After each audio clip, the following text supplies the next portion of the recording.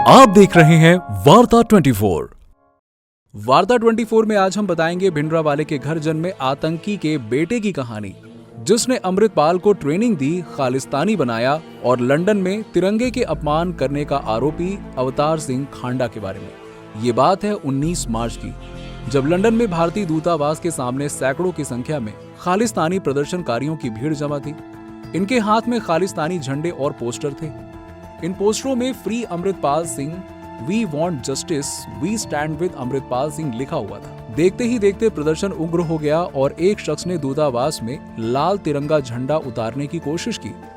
दरअसल अमृतपाल सिंह मामले में एक और शख्स का नाम लगातार आ रहा है, जो है अवतार सिंह खांडा। लंदन में भारतीय दूतावास के बाहर लगे तिरंगे को उतारने के केस में खांडा को गिरफ्तार किया गया था। हालांकि खांडा का कहना है कि तिरंगा उतारने में वो शामिल नहीं था।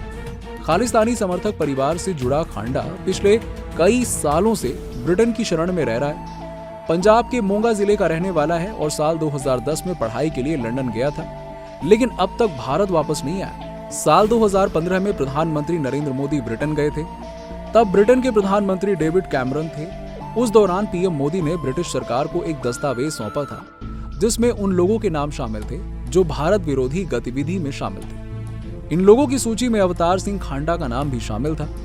अब दस्तावेज में कहा गया था कि कट्टरपंथी संगठन विदेश में सिख युवाओं को उग्रवाद की ट्रेनिंग दे रहे हैं। इस दस्तावेज में खांडा पर आरोप लगाए गए थे कि वो लोगों को हथियार चलाने की ट्रेनिंग दे रहा है। अवतार सिंह खांडा तब शिरोमणि अकाली दल के यूथ विंग का उपाध्यक्ष बना था।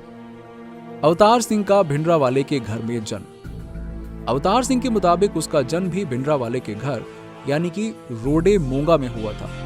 उसका पूरा परिवार खालिस्तान मूवमेंट से जुड़ा रहा। पिता कुलवंत सिंह खुकराना खालिस्तान लिबरेशन फोर्स से जुड़े थे। कुलवंत सिंह 1991 में मारा गया था और खांडा अपने पिता को शहीद बताता है। चाचा बलवंत सिंह खुकराना 1988 में मारा गया था। मामा गुजरंत सिंह बुद्ध सिंह वाला खालिस्तान लिबरेशन फोर्स का चीफ था।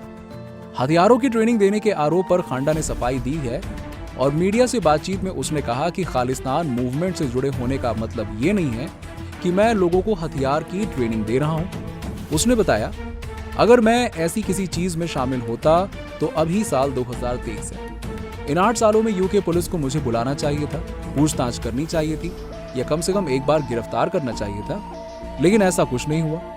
असल में सांसदों के निमंत्रण पर मैं 3 या 4 बार यूके की संसद गया हूँ। खांडा पर पाकिस्तानी खुफिया एजेंसी आईएसआई से संबंध रखने और फंडिंग लेने का आरोप है। इस पर खांडा ने कहा कि आईएसआई खुद दूसरे देशों से फंडिंग मांग रही है। लोग खालिस्तान की बात आते ही आईएसआई से जोड़ने लगते हैं। चीन भी है, रूस भी है, उससे क्यों नहीं जोड़ते? उसने कहा कि आंदोलन की फंडिंग सिख संगठनों से मिलती है। 22 मार्च को होने वाले प्रदर्शन का खर्च गुरुद्वारे उठाएंगे। अमृतपाल के कैसे संपर्क में आया? अवतार और अमृतपाल फेसबुक के जरिए संपर्क में आए।